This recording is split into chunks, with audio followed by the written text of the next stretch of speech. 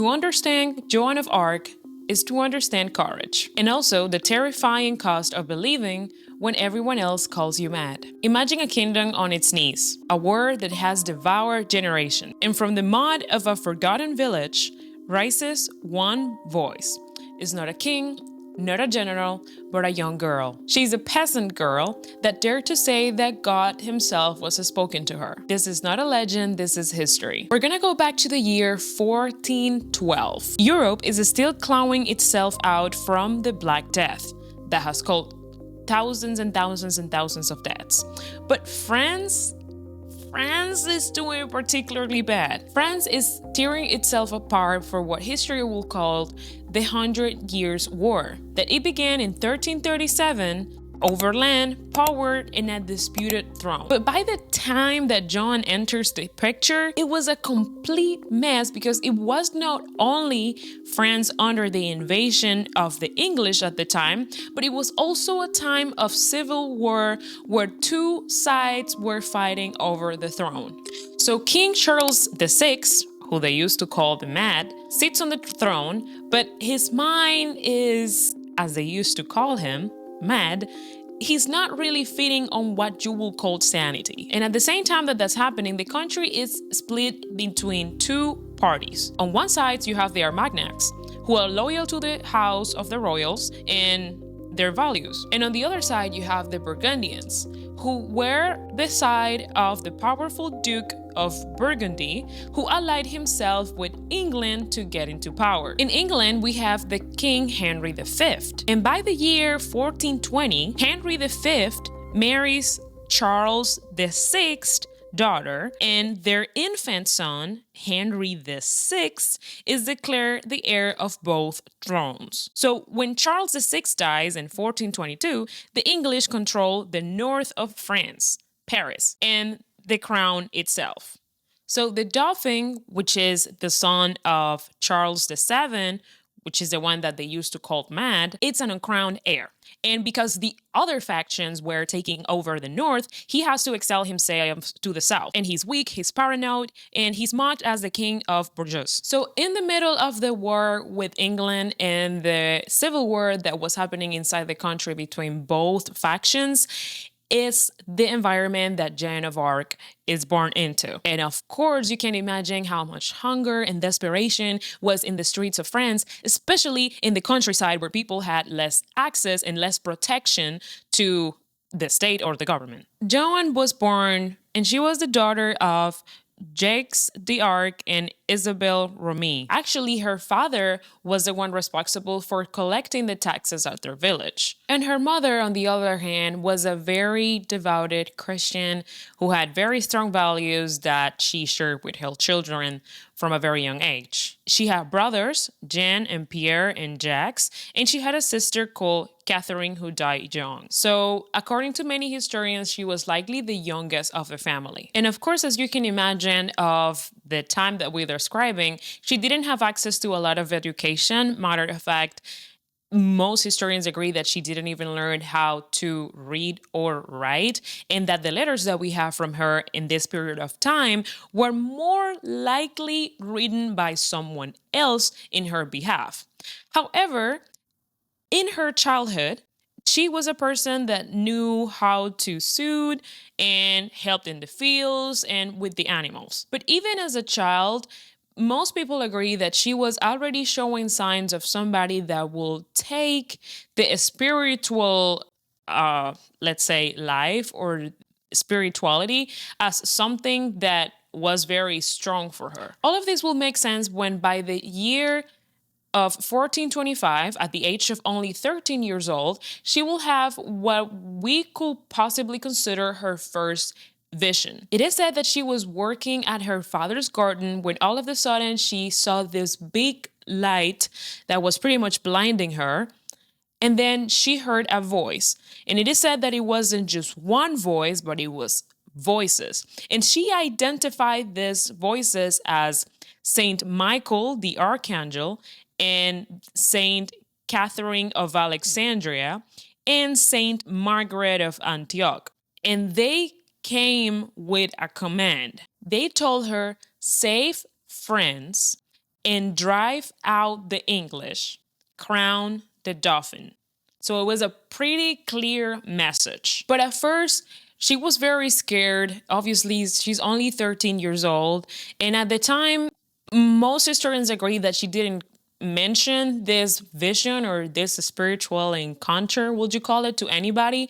But these voices or these visions continued and continued till the point that by the year 1428, they demanded some of actions of her that she had to do something about it. Another interesting fact about this is that around this time, her father, because it was a tradition, was arranging her for marriage. But at the time, she said that she had already done chastity, let's say, vow, and that she was never going to marry. By the same year of 1428, Joan is 16 years old. And in this time, she was already asking to have an audience with the Dauphin. In the time, she changes her image completely because she decides to cut her hair fully. And also, she starts using men's clothing, more specifically, an armor, which it was more practical for battle because that's what she was preparing herself for. When they finally make it to the court of the Dauphin, he seemed to be playing a joke on her. Some people say that it was probably a joke. Some other people say that it was a test. But what they did is that he exchanged places with another person, and this person pretended to be the Dauphin, and he was sitting on his throne, and he was just dressed like another regular person at the place.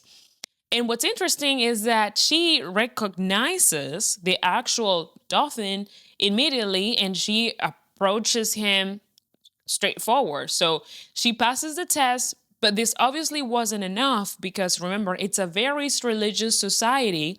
And for a woman to be having visions and dressing like a man and all these things was something that was very controversial. And if she were to be declared of witchcraft, will 100% make the situation for the Dauphin even worse. So what they do is that they started testing her, and they have her with all these theologians, would you call it, and they're making sure that they check every single thing of her background. They check how much does she know about theology and what does she know about the religion. And at the end of this entire trial, she comes out as clear and as their intentions and as her intentions are pure and real. After they find no heresy, Charles VII gives her a military household, a banner with Jesus Maria, and a command. By May of 1429, the English have taken the Siege of Orléans. So the morale is completely dead, but then Joan arrives. She's a 17-year-old girl with a white armor, and she rallies the troops. And on May the 8th, the French, inspired by her, actually completely smash the English. And Orleans is safe, and it's a miracle in the eyes of France because everybody was thinking that this is something that they were not going to be able to make. And mind you, a very interesting fact about it is that, of course, it's a very religious society, and there were different prophecies in the past that actually match with her persona. And this prophecy was by a very famous wizard called Merlin. I'm pretty sure that Merlin has said centuries earlier that France will be ruined by a woman. And this woman was often linked to Queen Isabel of Bavaria because of her political actions. And then Merlin continues by saying, but it will be restored by a virgin from the borders of Lorraine. And Joan of Arc pretty much matches the description that he is referencing to. So after this victory follows victory, people are inspired. They take over different cities that had power either by the other faction that was against the Dauphin or the English. And long story short, by July 17 of 1429, Charles VII is crowned King of France. And Joan of Arc is said that is standing by his side. I'm going to show you some paintings that probably show that. And she had her banner in her hand. And it's very interesting because all up to this point, it seemed like Charles the Seventh, the Dauphin that has just been crowned king because of her help, was on her side, and that he got her back, and that she has had their respect from the high society of France. But what happens later is going to really break your heart because she's betrayed really bad. Remember the vision that she had? Well, on the vision, they were not asking her to just save a couple of cities, but to save France, like the entire thing. And the king, was not interested in this anymore. See, Joan of Arc wanted to continue her mission because she wasn't there only to crown the Dauphin as king, which is part of her mission, but her whole mission was to actually help France altogether. So she wanted to continue her battles to Paris, but he didn't want it to do that. So after this difference between them two, it is said that she was on a battle by May 23rd of 1430, and she is actually captured by the Burgundian side, which is the faction that does not want the king. And the and one of the versions that I found say that she was captured in there, but actually she managed to flung herself from the tower. So she's able to escape. And the first time that she is actually captured, some versions say that the king didn't try to rescue her or that he didn't try hard enough.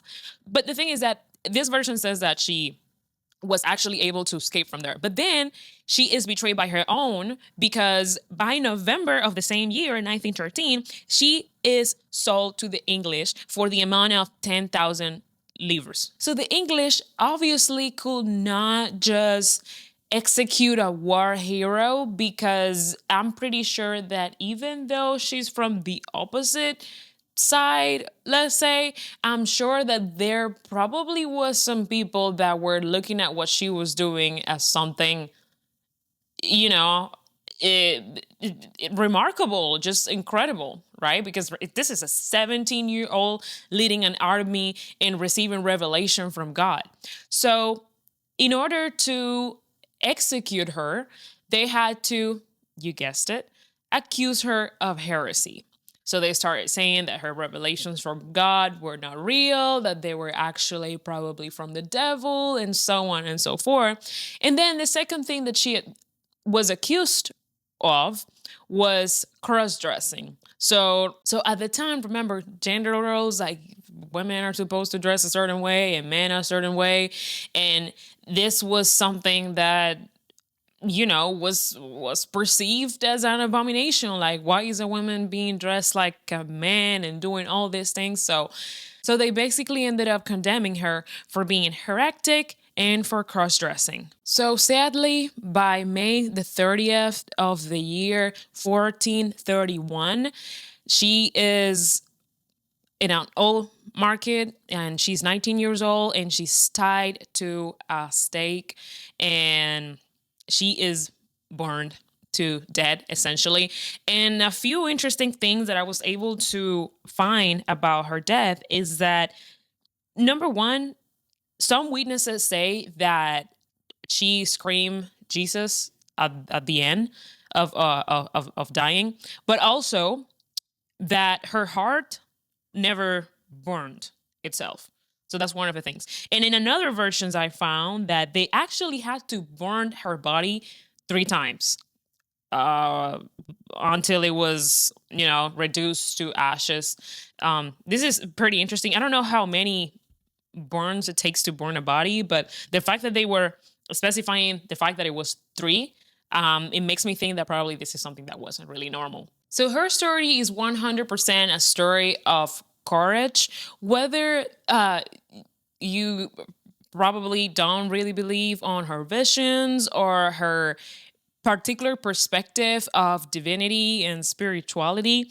I think for a person to have such a determination and a strong goal, let's say, to say at least, is something that is very impressive, especially at such a young age. I mean, 16, surrounded by grown men, looking at death and all these things around you. It is said that the stand that she was holding the entire time, because according to a lot of people, she didn't really had a sword, actually, that she had her stand most of the time, that this stand was way heavier than an actual sword. So imagine this little skinny girl around all these big grown men that are used to being in war and that are strong, holding this stand that is so heavy, having this faith and determination. I was able to watch one of the movies that they have about her life, and it is really inspiring and it is really moving. And the thing that inspires me the most is probably her lack of fear, or at least the way she managed it. Because um for even in the movie version, we don't really know, we were not there, we don't know how she was what was going on through her head, or how was she was carrying herself, actually. But during the entire time in the movie that I watched, they showed her as somebody that is pretty much scared of nothing. Like, she fears nothing. And I noticed that in a lot of religious people, sometimes they have this vision of the world that they fear nothing but God.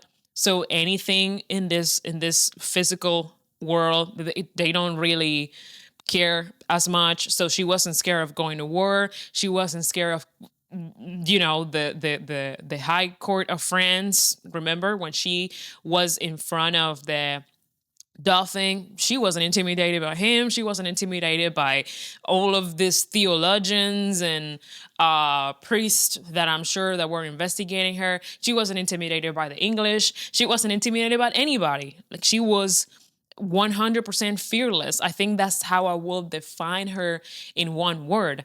And of course, we can have a lot of modern visions about, or modern views, I'm sorry, of how do we describe her. Like, we don't really know how can you actually prove what she was thinking, or if she had, they didn't have modern medicine at the time, so who knows if she had some sort of mental situation going on, schizophrenia, who knows.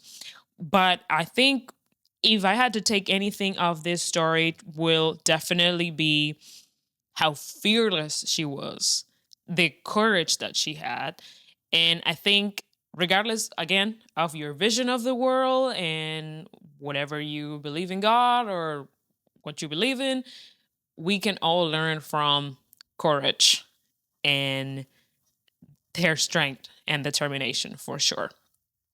So by the time that she died, her mother, Isabel, she always continued to try to clear her name, because they have convicted her of heresy and all that. So this was a very religious woman, her mother, and she continued to push that. And by the year, uh, by several years later, I'm sorry, Charles VI actually allows a re-examination of her case, and she's eventually exonerated from her charges. And eventually, in the year 1920, the church actually canonized her. So today she's considered a saint, and her day is celebrated in March the 30th.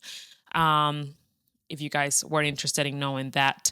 So yeah, this is a great, great, great story. And I always felt inspired by her. And I hope that we can all learn from her, because having courage and being fearless in life, regardless of what your vision of the world is, will always take you in the right direction.